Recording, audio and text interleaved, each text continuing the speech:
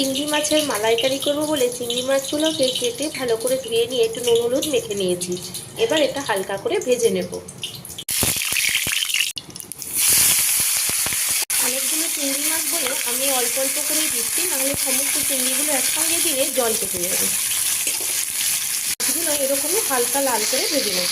একটা কড়াইতে আমি তেল গরম করে এখানে দিয়েছি সাদা জিরে, গোটা একটা শুকনো লঙ্কা, দুটো ছোটো তেজপাতা আর গোটা গরম মশলা ফোড়নে দিয়েছি। এদিকে মশলাটাও কষিয়ে নেব। তেলে পেঁয়াজ বাটা দিয়ে ভালো করে কষিয়ে নেব।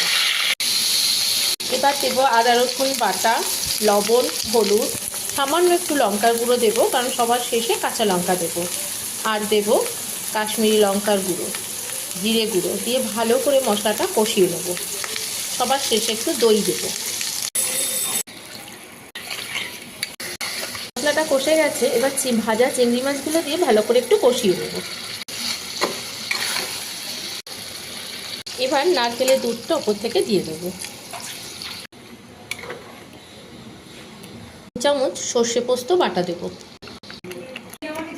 শেষে ঘি আর গরম মশলায় মালাইকারি একদম তৈরি।